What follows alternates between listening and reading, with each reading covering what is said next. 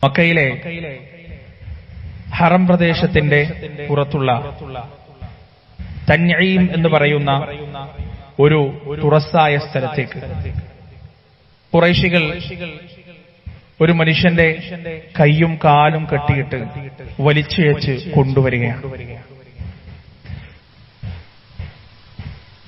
അദ്ദേഹത്തെ തൻഈമിലേക്ക് കൊണ്ടുവരുന്നത് കുരിശിൽ തറച്ച് കൊല്ലുന്നതിനു വേണ്ടിയാണ്. പക്ഷേ ഖുബൈബ് ഇബ്നു അദി എന്ന് പറയുന്ന ആ പ്രവാചകന്റെ അനുചരന്റെ മുഖത്ത് പീഡകരെ പോലും അത്ഭുതപ്പെടുത്തുന്ന തരത്തിലുള്ള ശാന്തതയും സമാധാനവുമായിരുന്നു നിയലിക്കുന്നുണ്ടായിരുന്നത്. ഖുബൈബിനെ കൊണ്ടുവന്നു.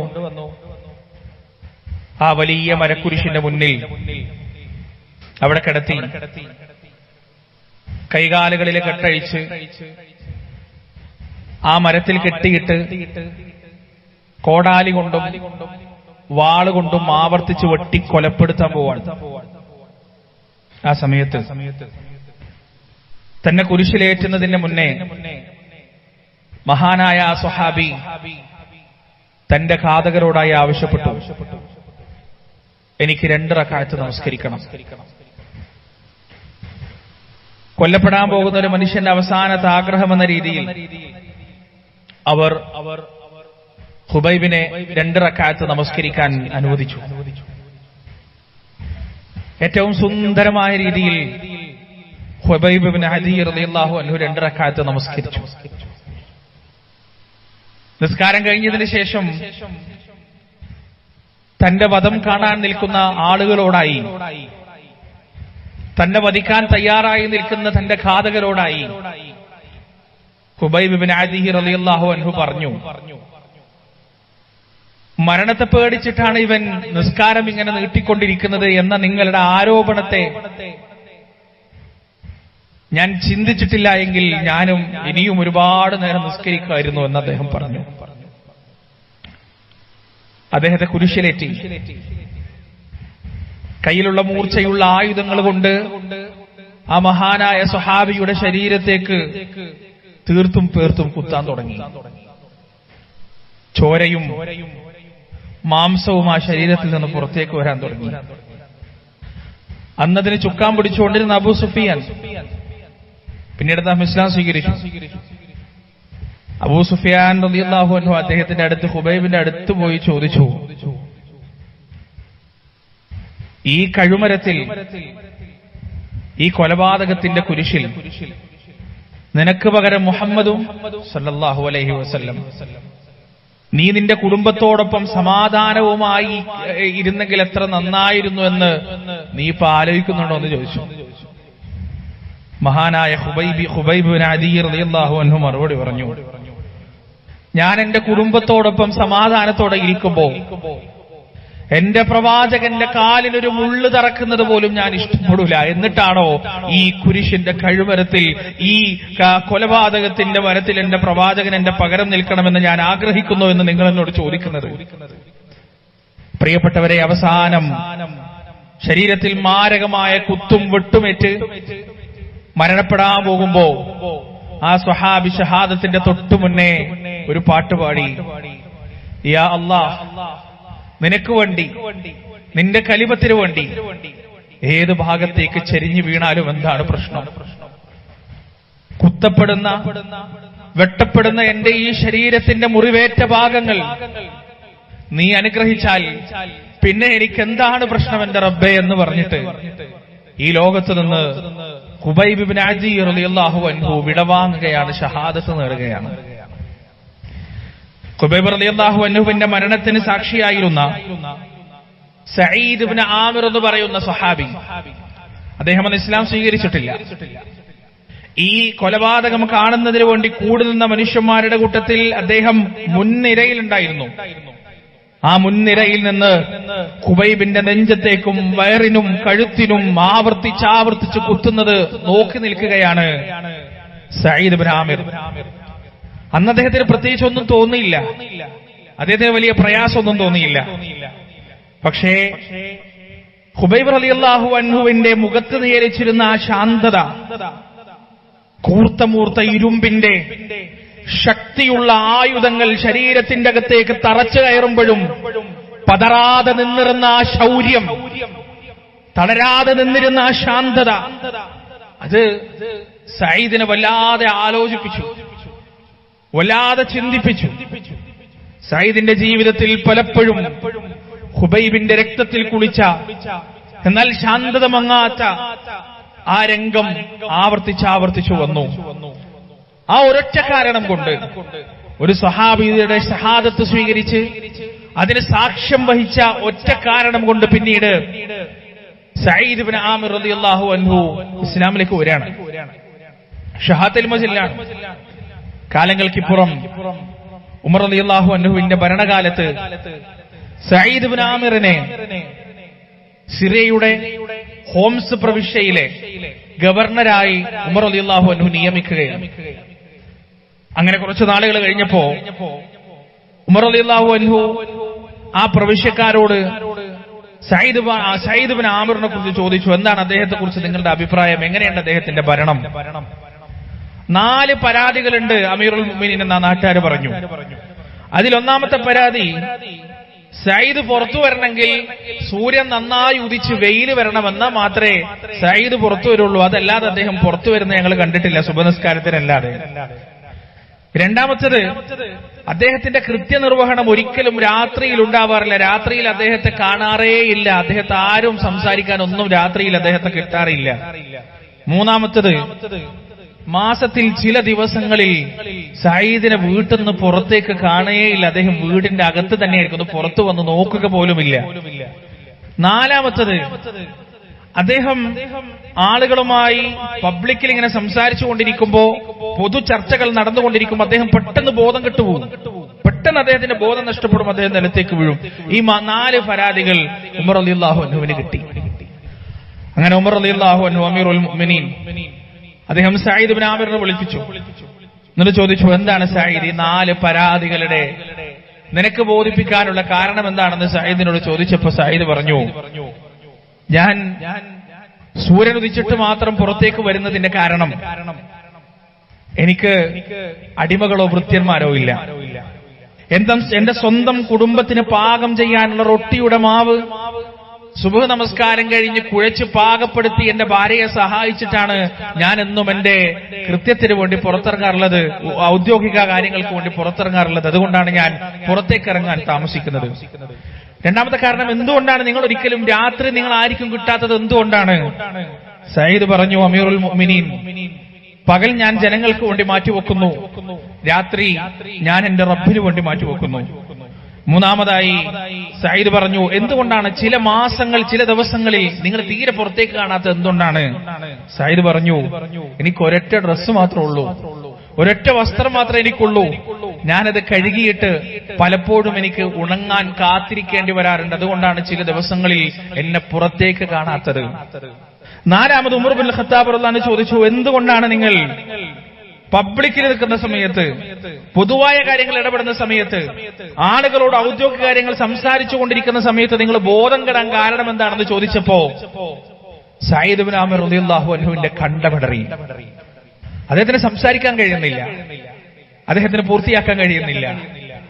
സയ്യിദ് റളിയല്ലാഹു അൻഹു പറഞ്ഞു, അതൊരു വല്ലാത്ത കഥയാണ് അമീറുൽ മുഅ്മിനീൻ, അതൊരു വല്ലാത്ത അനുഭവമാണ്.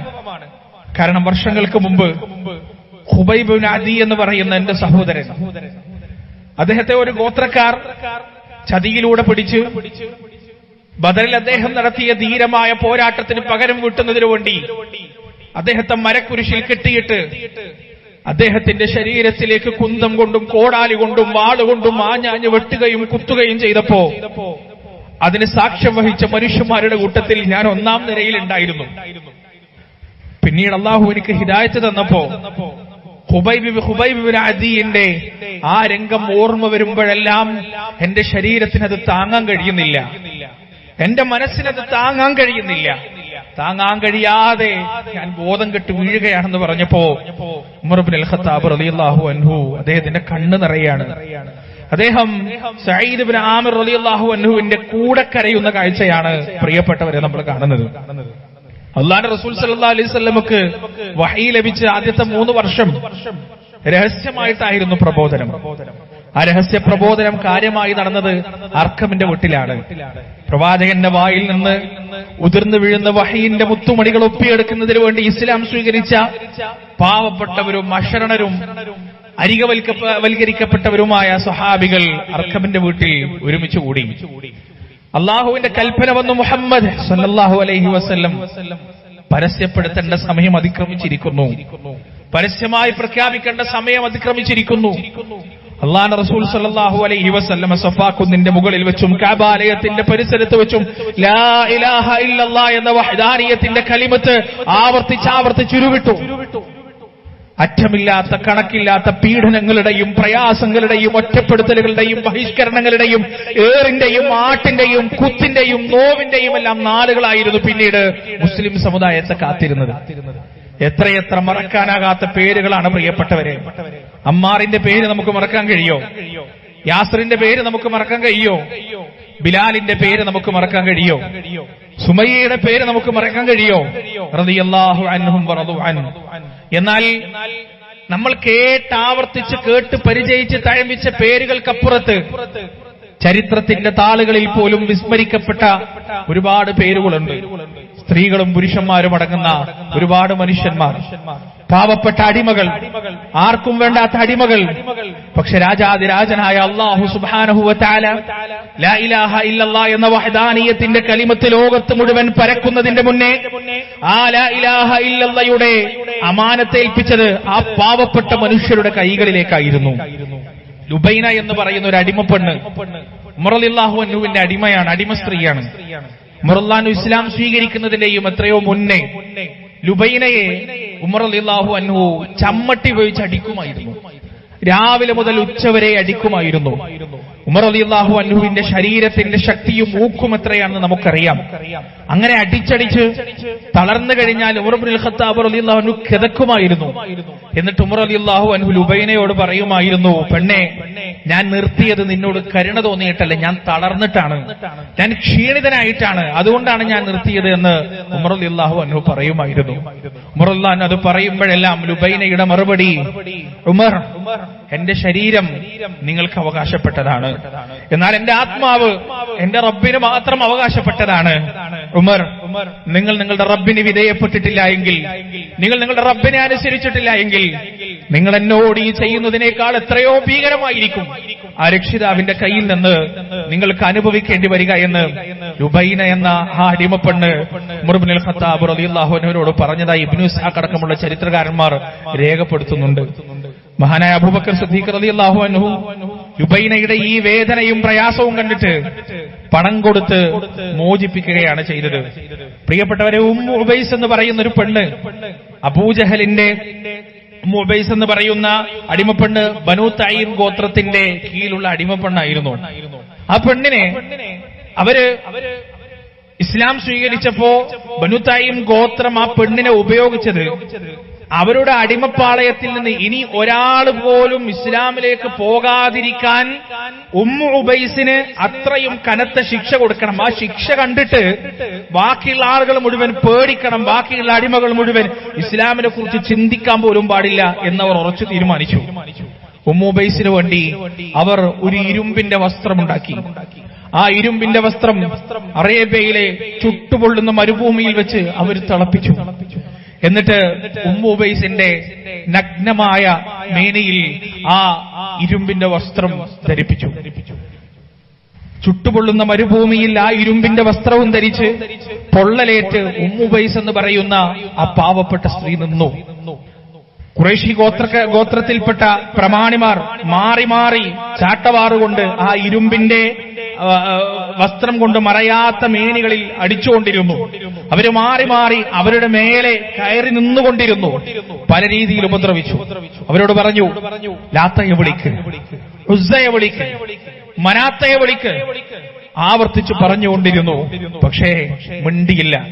എന്തെങ്കിലും ഒരു വാക്ക് ഉമ്മു ഉബൈസിന്റെ നാവിൽ നിന്ന് പുറത്തേക്ക് വരുന്നുണ്ടെങ്കിൽ അത് യാ അല്ലാഹ്, യാ അല്ലാഹ്, യാ അല്ലാ എന്ന വാക്ക് മാത്രമായിരുന്നു, വചനം മാത്രമായിരുന്നു. അവസാനം ആ കാലഘട്ടത്തിലെ പാർശ്വവൽക്കരിക്കപ്പെട്ട അടിമകളുടെ രക്ഷകനായ അല്ലാഹു സുബ്ഹാനഹു വ തആല നിയമിച്ച അബൂബക്കർ സിദ്ദീഖ് റളിയല്ലാഹു അൻഹുവിന്റെ കണ്ണുകൾ ഉമ്മു ഉബൈസിലേക്കും എത്തി. അദ്ദേഹം ബനൂ തൈം ഗോത്രം പറഞ്ഞ പണം കൊടുത്ത് ഉമ്മു ഉബൈസിനെ മോചിപ്പിച്ച് സ്വതന്ത്രയാക്കി. പ്രിയപ്പെട്ടവരെ, അബൂബക്കർ സിദ്ദീഖ് റളിയല്ലാഹു അൻഹു ഇസ്ലാം സ്വീകരിക്കുമ്പോ അദ്ദേഹത്തിന്റെ നെറ്റ്വേർത്ത്, അദ്ദേഹത്തിന്റെ ടോട്ടൽ സമ്പാദ്യം എന്ന് പറയുന്നത് 40,000 ദിർഹമാണ്. 10 വർഷം മക്ക കാലഘട്ടം കഴിഞ്ഞ് അള്ളാഹുവിന്റെ കൽപ്പന പ്രകാരം റസൂലുള്ളാഹി സ്വല്ലല്ലാഹി അലൈഹി വസല്ലമയുടെ കൂടെ മദീനയിലേക്ക് പലായനം ചെയ്യാൻ അബൂബക്കർ സിദ്ദീഖ് റളിയല്ലാഹു അൻഹുവിന് അവസരം കിട്ടിയപ്പോ അദ്ദേഹത്തിന്റെ കയ്യിൽ 5000 ദിർഹം മാത്രമാണ് ബാക്കി. 40,000 ദിർഹം എന്ന് പറഞ്ഞാൽ ഇന്നത്തെ ഒരു മില്യണയറാണ്. ഇന്നത്തെ എഴുത്ത് വെച്ച് നോക്കുകയാണെങ്കിൽ, ഇന്നത്തെ ഉറുപ്പികയിലേക്ക് മാറ്റി നോക്കുകയാണെങ്കിൽ മില്യൺ കണക്കിന് വരുന്ന, കോടിക്കണക്കിന് വരുന്ന സമ്പാദ്യത്തിന്റെ ഉടമയായിരുന്നു അബൂബക്കർ സിദ്ദീഖ് റളിയല്ലാഹു അൻഹു. അദ്ദേഹം അടിമകൾ പീഡിപ്പിക്കപ്പെടുമ്പോ ബിലാൽ അടങ്ങുന്ന, ലുബൈന അടങ്ങുന്ന, ഉമ്മു ഉബൈസ് അടങ്ങുന്ന ആ പട്ടികക്ക് വലിയ നീളമുണ്ട്. ഓരോരുത്തരും വേദന അനുഭവിക്കുമ്പോ ആ മനസ്സ് വല്ലാതെ വേദനിച്ചു. അവരുടെ ശരീരം നോവുമ്പോ അബൂബക്കർ സിദ്ദീഖ് റളിയല്ലാഹു അൻഹുവിന്റെ മനസ്സ് നൊന്തു. അദ്ദേഹം യജമാനന്മാരെ സമീപിച്ചു. എന്നിട്ട് എന്ത് പണമാണ് നിങ്ങൾക്ക് ഈ അടിമകളെ മോചിപ്പിക്കുന്നതിന് വേണ്ടത് എന്ന് ചോദിച്ചു. ആ ഒരു സന്ദർഭം ചൂഷണം ചെയ്തുകൊണ്ട് ഈ പറയുന്ന അടിമകളുടെ യജമാനന്മാർ വലിയ വില പറഞ്ഞു, കൃത്രിമമായി ഉണ്ടാക്കിയ വലിയ വില പറഞ്ഞു. പറഞ്ഞ വില കൊടുത്ത് അടിമകളെ മോചിപ്പിച്ച് റസൂലുള്ളാഹി സ്വല്ലല്ലാഹു അലൈഹി വസല്ലമയുടെ സന്തത സഹചാരിയായി മദീനയിലേക്ക് യാത്ര ചെയ്യുമ്പോഴേക്ക് മഹാനായ അബൂബക്കർ സിദ്ദീഖ് റളിയല്ലാഹു അൻഹു ദരിദ്രനായി മാറി, കയ്യിലൊന്നും ഇല്ലാതെയായി മാറി. പ്രിയപ്പെട്ടവരെ, അബൂബക്കർ സിദ്ദീഖിന്റെ വാപ്പ അബൂ ഖുഹാഫ അദ്ദേഹത്തോട് ഒരിക്കൽ ചോദിക്കുന്നുണ്ട്, അബൂബക്കർ, നീ നിന്റെ പണം ഉപയോഗിച്ച് ബലമില്ലാത്ത, ഒന്ന് എഴുന്നേൽക്കാൻ കഴിയാത്ത, ഒരു വിലയുമില്ലാത്ത പാവപ്പെട്ട സ്ത്രീകളെയും ദുർബലരെയുമാണല്ലോ നീ മോചിപ്പിക്കുന്നത്. നീ മോചിപ്പിച്ചോ, നിന്റെ ആദർശമനുസരിച്ച് നിനക്ക് ചെയ്യാം, നിന്റെ പണാണ്. പക്ഷേ നീ മോചിപ്പിക്കുമ്പോ ശക്തരായ, കായബലമുള്ള, ശരീരബലമുള്ള, നല്ല ആരോഗ്യ ദൃഢഗാത്രരായ അടിമകളെ നിനക്ക് മോചിപ്പിച്ചൂടെ? അവർ നിന്റെ കൂടെ നിൽക്കൂലേ? നിന്നെ അവരെ സംരക്ഷിക്കൂലേ എന്ന് പറഞ്ഞപ്പോ അബൂബക്കർ സിദ്ദീഖ് റളിയല്ലാഹു അൻഹു തന്റെ വാപ്പയോട് മറുപടി പറഞ്ഞു, വാപ്പാ, ഞാൻ എന്റെ പണം ചെലവാക്കുന്നത് ഏതെങ്കിലും തരത്തിലുള്ള സംരക്ഷണം കിട്ടുന്നതിന് വേണ്ടിയല്ല, ഏതെങ്കിലും തരത്തിലുള്ള മോചനം കിട്ടുന്നതിന് വേണ്ടിയല്ല, മറിച്ച് അള്ളാഹുവിന്റെ സ്നേഹം കിട്ടുന്നതിന് വേണ്ടിയാണ്, അള്ളാഹുവിന്റെ തൃപ്തി കിട്ടുന്നതിന് വേണ്ടിയാണ്, അള്ളാഹുവിന്റെ കലിമത്തുന്നതിയിലെത്തുന്നതിന് വേണ്ടിയാണ് ഞാൻ എന്റെ പണം ചെലവഴിക്കുന്നത്, ഞാൻ ഇവരെ മോചിപ്പിക്കുന്നത് എന്ന് അബൂബക്കർ സിദ്ദീഖ് റളിയല്ലാഹു അൻഹു മറുപടി പറഞ്ഞു. പ്രിയപ്പെട്ടവരെ, ഇത്രയും ചരിത്രം ഞാൻ ഇവിടെ പറഞ്ഞത് എന്തിനാണെന്നറിയോ? ലാ ഇലാഹ ഇല്ലല്ലാഹ് നമുക്ക് കിട്ടിയത് ഫ്രീ ആയിട്ടല്ല, തൗഹീദ് നമുക്ക് കിട്ടിയത് ഫ്രീ ആയിട്ടല്ല. അമ്മാറിന്റെ ചോരയുണ്ട് ലാ ഇലാഹ ഇല്ലല്ലാഹിൽ, യാസറിന്റെ ചോരയുണ്ട് ലാ ഇലാഹ ഇല്ലല്ലാഹിൽ, സുമ്മയ്യയുടെ ചോരയുണ്ട് ലാ ഇലാഹ ഇല്ലല്ലാഹിൽ, ലുബൈനയുടെ ചോരയുണ്ട് ലാ ഇലാഹ ഇല്ലല്ലാഹിൽ, ഉമ്മു ഉബൈസയുടെ ചോരയുണ്ട് ലാ ഇലാഹ ഇല്ലല്ലാഹിൽ. എണ്ണിയാലൊടുങ്ങാത്ത സ്ത്രീ പുരുഷന്മാർ അവർ നടത്തിയ പീഡനത്തിന്റെയും അവർ നടത്തിയ പോരാട്ടത്തിന്റെയും ത്യാഗത്തിന്റെയും സമർപ്പണത്തിന്റെയും കഥയുണ്ട്. പ്രിയപ്പെട്ടവരെ, ഈ ലാ ഇലാഹ ഇല്ലല്ലാഹ്ക്ക് പിന്നിൽ അത് നമ്മൾ നശിപ്പിച്ചുകൂടാ. അതിനെ സംരക്ഷിക്കേണ്ട ബാധ്യത നമുക്കുണ്ട്. പ്രിയപ്പെട്ടവരെ, കയ്യിലുള്ള ചോരയും മാംസവും ജീവിതവും കൊടുത്ത്, കയ്യിലുള്ളതെല്ലാം കൊടുത്ത് നമ്മുടെ മുൻ തലമുറ നമുക്ക് വേണ്ടി സമർപ്പിച്ച ഈ ലാ ഇലാഹ ഇല്ലെന്നുണ്ടല്ലോ, അത് നമ്മുടെ വൈകാരികതയാണ്. പ്രിയപ്പെട്ടവരെ, അത് നമ്മുടെ വൈകാരികതയാണ്. ആ ലാ ഇലാഹ ഇല്ലല്ലാഹ് ഉമ്മത്ത് മുഹമ്മദിന് കിട്ടിയ ഏറ്റവും വലിയ സമ്പത്താണ്. ആ ലാ ഇലാഹ ഇല്ലല്ലാഹ് ഉമ്മത്ത് മുഹമ്മദിന്റെ ഏറ്റവും വലിയ ഇസ്സത്താണ്, പ്രതാപമാണ്. അതിനേക്കാൾ വലിയ ഭാഗ്യമില്ല, അതിനേക്കാൾ വലിയ ഔന്നത്യമില്ല, അതിനേക്കാൾ വലിയ മഹത്വമില്ല. ആ ലാ ഇലാഹ ഇല്ലല്ലാഹ് എവിടെയെങ്കിലും തകരുന്നത് കാണുമ്പോ വേദനിക്കണം ഒരു മുസ്ലിമിന്റെ മനസ്സ്.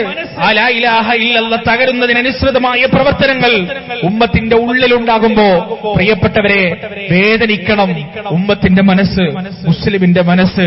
നോക്ക്, നിങ്ങൾ ചുറ്റിലൊന്ന് നോക്കി നോക്ക്, നമ്മുടെ സമുദായത്തിന്റെ അവസ്ഥ ഇന്ന് എന്താണ്? പണ്ടൊക്കെ സംവാദം നടന്നിരുന്നത് ഇസ്തിഗാസ പറ്റുമോ തവസ്സുല് പറ്റുമോ എന്നൊക്കെയാണ്.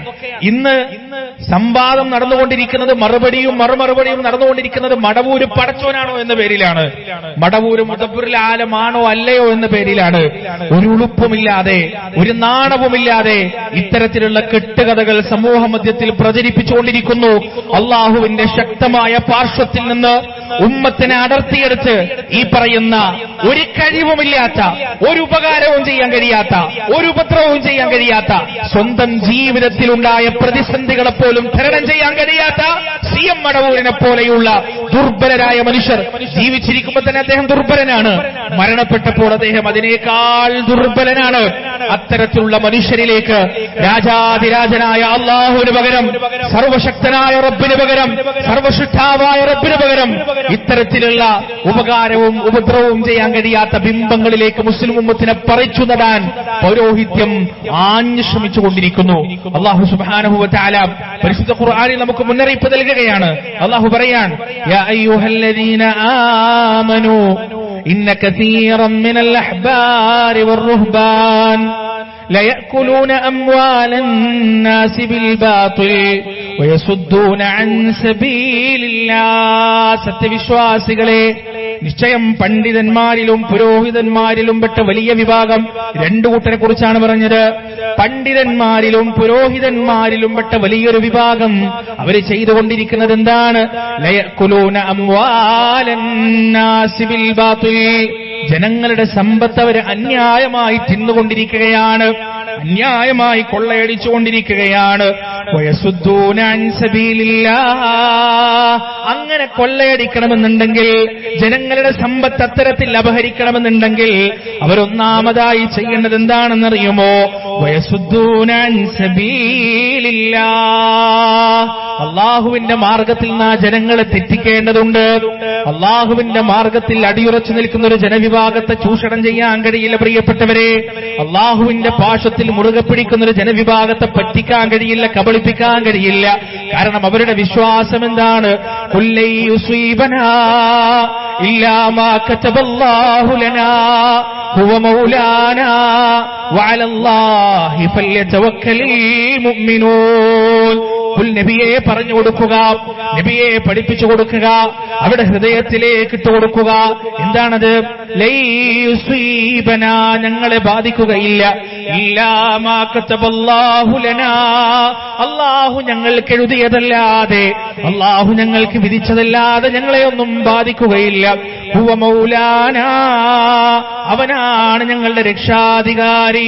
അല്ലദീന ഖാല ലഹുമുന്നാസ്, ജനങ്ങൾ അവരോട് പറയുകയാണ്, ഇന്നന്നാസ ഖദ് ജമഊ ലക്കും, ജനങ്ങളിതാ, ആളുകളിതാ, ആൾബലമിതാ നിങ്ങൾക്കെതിരെ ഒരുമിച്ച് കൂടിയിരിക്കുകയാണ്, നിങ്ങൾക്കെതിരെ തിരിഞ്ഞിരിക്കുകയാണ്.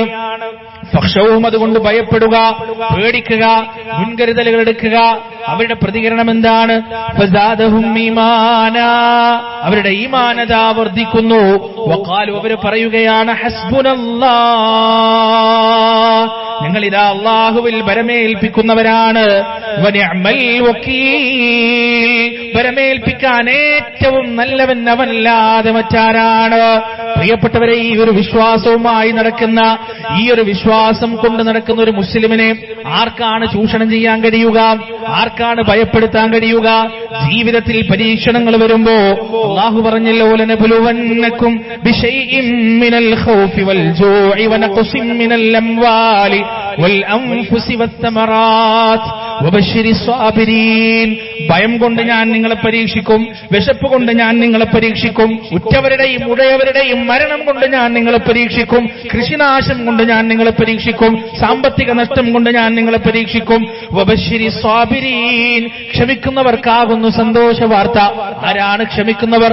അല്ലദീന ഇദാ അസ്വാബത്തുഹും മുസീബ, അവർക്കൊരു ബുദ്ധിമുട്ട് ബാധിച്ചാൽ, അവർക്കൊരു മുസീബത്ത് ബാധിച്ചാൽ എന്താണ് അവർ പറയുക? ഖാലു, അവരതാ പറയുകയാണ്, ഇന്നാ ലില്ലാഹ്, ഇന്നാ ലില്ലാഹ്. എന്തൊരു വചനമാണ് പ്രിയപ്പെട്ടവരെ! എന്ത് മുസീബത്ത് ജീവിതത്തിൽ ബാധിച്ചാലും, എന്ത് എന്ത് പ്രയാസങ്ങൾ ജീവിതത്തിൽ ബാധിച്ചാലും കയ്യിലുള്ളതെല്ലാം നഷ്ടപ്പെട്ടാലും കൂടെയുള്ളവരെല്ലാം ഒറ്റപ്പെടുത്തിയാലും കൂടെയുള്ളവരെല്ലാം നഷ്ടപ്പെട്ടു പോയാലും എല്ലാ പ്രതീക്ഷകളും അസ്തമിച്ചു പോയാലും പ്രത്യാശയുടെ ഒരു ചെറിയ തുരുത്തുപോലും കാണാത്തൊരവസ്ഥയിലെത്തിയാലും അവർക്ക് പറയാനുള്ളത് എന്താണ്? ഇന്നാലില്ലാഹ്, ഞങ്ങൾ അല്ലാഹുവിനുള്ളവരാണ്, ഞങ്ങൾ അല്ലാഹുവിന് വേണ്ടി ജീവിക്കുന്നവരാണ്.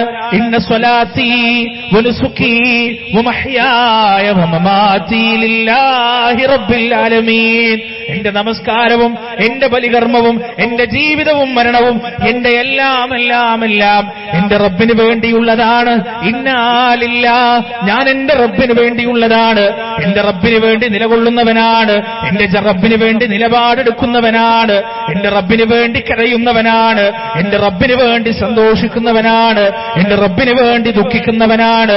വഇന്നാ ഇലൈഹി റാജിഊൻ, നമ്മൾ അവങ്കലേക്ക് തന്നെ മടങ്ങുകയും ചെയ്യുന്നവരാണ്. ഉലൈക അലൈഹിം സ്വലവാത്തും മിർ റബ്ബിഹിം വറഹ്മ വഉലൈക ഹുമുൽ മുഹ്തദൂൻ. അവർക്കാകുന്നു അല്ലാഹുവിന്റെ നന്മയുള്ളത്, അവർക്കാകുന്നു അല്ലാഹുവിന്റെ കാരുണ്യമുള്ളത്, അവരാകുന്നു നേർമാർഗം പ്രാപിച്ച ആളുകളെന്ന് പരിശുദ്ധ ഖുർആൻ വളരെ വ്യക്തമായി നമുക്ക് പഠിപ്പിച്ചു തരികയാണ്. പ്രിയപ്പെട്ടവരെ, ലോകത്ത് കടന്നു വന്ന സകല പ്രവാചകന്മാരും പഠിപ്പിച്ചത്, അവരുടെ ഉമ്മത്തുകൾക്ക് പഠിപ്പിച്ചു കൊടുത്തത്, അവരുടെ സമുദായത്തിന് പഠിപ്പിച്ചു കൊടുത്തത് എന്താണെന്നറിയോ? മൗലികമായി പഠിപ്പിച്ചു കൊടുത്തത്, പ്രാഥമികമായി അവർക്ക് പഠിപ്പിച്ചു കൊടുത്തത് അല്ലാഹുവിന്റെ റസൂൽ നമുക്ക് പറഞ്ഞു തരുന്നുണ്ട്. അഫ്ദലു മാ ഖുൽതു അന വന്നബിയൂന മിൻ ഖബ്ലി ഖൗലു ലാ ഇലാഹ ഇല്ലല്ലാഹ്. ഞാനും എനിക്ക് മുൻപ് കടന്നു വന്ന സകല പ്രവാചകന്മാരും പഠിപ്പിച്ചതിൽ വെച്ച് ഏറ്റവും ഉന്നതമായ ആദർശം എന്റെ ഉമ്മത്തെ കേൾക്കണേ. ഖൗലു ലാ ഇലാഹ ഇല്ലല്ലാഹ്. അത് ലാ ഇലാഹ ഇല്ലല്ലാഹ് എന്ന വാക്കാണ്, അത് ലാ ഇലാഹ ഇല്ലല്ലാഹ് എന്ന വചനമാണെന്ന് പരിശുദ്ധ ഖുർആൻ നമുക്ക് പറഞ്ഞു തരികയാണ്. പ്രിയപ്പെട്ടവരെ, ഈ ലാ ഇലാഹ ഇല്ലല്ലാഹ് ഞാൻ തുടക്കത്തിൽ പറഞ്ഞു വെച്ചത് നമുക്കൊരിക്കലും ഫ്രീ ആയിട്ട് കിട്ടിയതല്ല. ഒരുപാട് വേദനകളും പ്രയാസങ്ങളും അനുഭവിച്ച മുൻഗാമികളായ ആളുകളുടെ ത്യാഗത്തിലൂടെ സമർപ്പണത്തിലൂടെയുമാണ് നമുക്കിത് കിട്ടിയത്. ഈ ലാ ഇലാഹ ഇല്ലല്ലാഹ് അല്ലാഹു നമുക്ക് തരുമ്പോ നമുക്ക് ആ അനുഗ്രഹത്തിനൊരു ടാക്സ് ഉണ്ട്, ഒരു തീരുവയുണ്ട്. ആ തീരുവ എന്താണ്? പ്രിയപ്പെട്ടവരെ, ലാ ഇലാഹ ഇല്ലല്ലാഹ് മറ്റുള്ളവർക്ക് എത്തിച്ചു കൊടുക്കുക എന്നുള്ളതാണ്. മറ്റു ജനതയിലേക്ക് അത് പകർന്നു കൊടുക്കുക എന്നുള്ളതാണ്. എളുപ്പമുള്ള പണിയല്ല, ഈസിയുള്ള പണിയല്ല. നോക്ക് നിങ്ങൾ, ലാ ഇലാഹ ഇല്ലല്ലാഹ് പറയാന്ന് പറഞ്ഞാൽ ജാറങ്ങൾക്കും മഖ്ബറകൾക്കും അതുപോലെ ആ ആചാരങ്ങളുമായി നടക്കുന്ന ആളുകൾക്കും മാത്രം പറഞ്ഞു കൊടുക്കലല്ല. ബിംബങ്ങളുടെ മുന്നിലും അതുപോലെ തന്നെ അല്ലാഹു അല്ലാത്ത ഈ പ്രപഞ്ച സൃഷ്ടാവല്ലാത്ത ഏതിന്റെ മുന്നിലും ആരാധന അർപ്പിക്കുന്ന മനുഷ്യന്മാരോട് നിന്നെ സൃഷ്ടിച്ച നിന്റെ രക്ഷിതാവിനെ, നിന്നെ സൃഷ്ടിച്ച നിന്റെ സൃഷ്ടാവിനെ ആരാധിക്കുക എന്ന് പറഞ്ഞു കൊടുക്കലാണ് ലാ ഇലാഹ ഇല്ലല്ലാഹ്. അത് എളുപ്പമുള്ള പണിയല്ല. വറയൽ വരും, ജീവിതത്തിൽ പല പ്രയാസങ്ങളും വരും, പേടി വരും, ബുദ്ധിമുട്ട് വരും. പ്രിയപ്പെട്ടവരെ, അതാണ് പ്രവാചകന്മാർ ചെയ്ത പണി.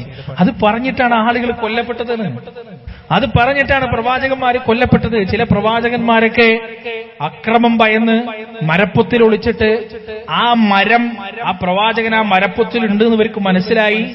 ആ മരം ഈർച്ചവാള് കൊണ്ട് ഈർന്നു കളഞ്ഞു. ആ മരം ഈർന്ന അതിൽ ആ പ്രവാചകനും ഈർന്ന് കൊല്ലപ്പെട്ട ചരിത്രം വരെ ഇസ്ലാമിൽ പറയാനുണ്ട്. യാസീൻ ഓതിയിട്ടുണ്ട് നമ്മളൊക്കെ ഒരുപാട് തവണ കേട്ടിട്ടുണ്ട് യാസീൻ. പക്ഷേ ആ യാസീനിൽ ഒരു മനുഷ്യനെ കുറിച്ച് പറയുന്നുണ്ട്. 3 പ്രവാചകന്മാർ വന്നിട്ടും ഒരു മാറ്റവും വരാത്ത മനുഷ്യർ, ഒരു മാറ്റവും വരാത്തൊരു നാട്. ആ നാട്ടിലേക്ക് പട്ടണത്തിന്റെ അങ്ങേയറ്റത്ത് നിന്ന് ഓടിക്കറിച്ചു വരുന്ന ഒരു പാവപ്പെട്ട നിഷ്കളങ്കനായ മനുഷ്യന്റെ ചരിത്രം യാസീൻ പറഞ്ഞിരുന്നുണ്ട്. വജാഅ മിൻ അഖ്സൽ മദീനതി റജുലുൻ യസ്ആ قال يا قوم اتبعوا المرسلين اتبعوا من لا يسألكم أجرا وهم مهتدون وما لي لا أعبد الذي فطرني وإليه ترجعون. എന്റെ സമുദായമേ, എന്റെ കൂട്ടരെ, നിങ്ങൾ എന്നെ കേൾക്കുക. ഈ പറയുന്ന പ്രവാചകന്മാരെ നിങ്ങൾ പിൻപറ്റുക. നിങ്ങളോട് പ്രതിഫലം ചോദിക്കാത്ത ആളുകളെ നിങ്ങൾ പിൻപറ്റുക. അവരാണ് നിർമാർഗം പ്രാപിച്ച ആളുകൾ. എന്താണ് അതിന്റെ പ്രതിഫലനമുണ്ടായത്? ആ ഒരു വർത്താനത്തെ തുടർന്നുണ്ടായ സംഭവ വികാസങ്ങൾ എന്താണ്? ആ മനുഷ്യനെ അവിടെ വെച്ച് തൽക്ഷണം കൊന്നുകളയുകയാണ്, ഇല്ലായ്മ ചെയ്യുകയാണ്. എന്നിട്ട് ആ മനുഷ്യൻ അള്ളാഹുവിന്റെ അടുത്തേക്ക് പോകുകയാണ്. അള്ളാഹുവിന്റെ അടുത്ത് പോകുമ്പോൾ അള്ളാഹു ആ മനുഷ്യന് കൊടുത്ത അപാരമായ അനുഗ്രഹങ്ങൾ കണ്ടിട്ട് ആ മനുഷ്യൻ ആഗ്രഹിച്ചു പോകുകയാണ്.